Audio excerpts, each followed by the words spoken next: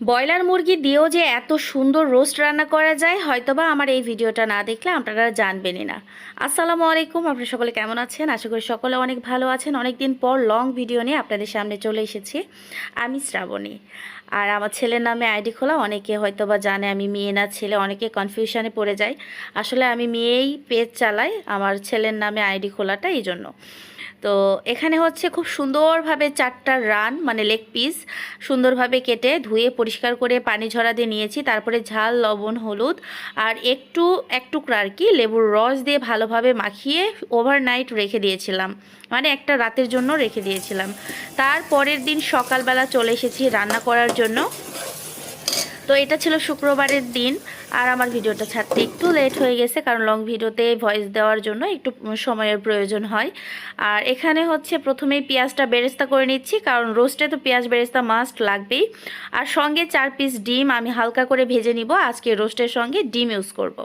তো এখানে 4টা ডিম হালকা করে ভেজে উঠিয়ে নিয়েছি। এখন ভাজার পালা মুরগিগুলা 2 পাশ উল্টে পাল্টে একদম ব্রাউন কালার করে ভেজে নিব। আর এর পাশে আমি পেঁয়াজ বেরেস্তা, বাদাম, পেঁয়াজ, কাঁচামরিচ যেগুলো আমি ব্লেন্ড করে নিব।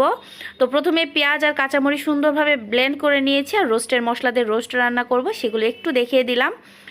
তো এখানে হচ্ছে মুরগি 2টা ভাজা হয়ে গেছে, মানে 2টা করেই ভেজে নিচ্ছি, কারণ 4টা একবারে ধরবে না। এটা যদিও বড় পাতিল, কিন্তু তবুও অনেক বড় মুরগির সাইজ, এই জন্য হচ্ছে 2টা করে ভেজে নিলে আর কি চাপাচাপি হবে না, ভাজতেও ভালো হবে এবং তাড়াতাড়ি ভাজা হয়ে যাবে।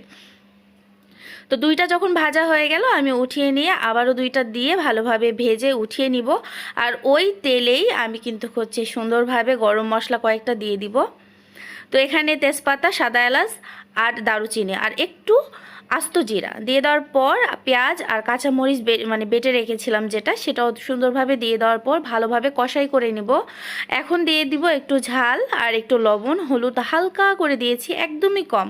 আমার কাছে সাদা ফ্যাস্টের কালারটা আমার কাছে খুব একটা ভালো লাগে না। আর দিয়ে দিয়েছি রোস্টের মশলা, আর দিয়ে দিলাম কিছুটা বাটা মশলা। তো এগুলো দিয়ে দেওয়ার পর ভালোভাবে এখন পানি দিয়ে একটু কষাই করে নিব। আর এদিকে 2 রকমের বাদাম আর কিশমিশ ভিজিয়ে রেখেছিলাম, তার মধ্যে দিয়ে দিলাম যে পেঁয়াজ বেরেস্তা করে রেখেছিলাম তার মধ্যে থেকে অর্ধেক। আর দিয়ে দিলাম টক দই, এখানে 3 চামচের মতো। এই চামচটা কিন্তু যথেষ্ট বড়। তো দিয়ে দেওয়ার পর এখানে 1 চামচ আপনারা হচ্ছে চিনি অ্যাড করবেন। তো দিয়ে দেওয়ার পর এটা ব্লেন্ড করে নিচ্ছে। আর এদিকে মশলাটা কষাই করা হয়ে গেছে।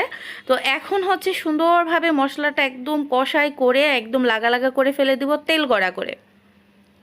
একটা কথা মনে রাখবেন, যে কোনো মাংস বা তরকারি যত কষাবেন তত কিন্তু টেস্ট।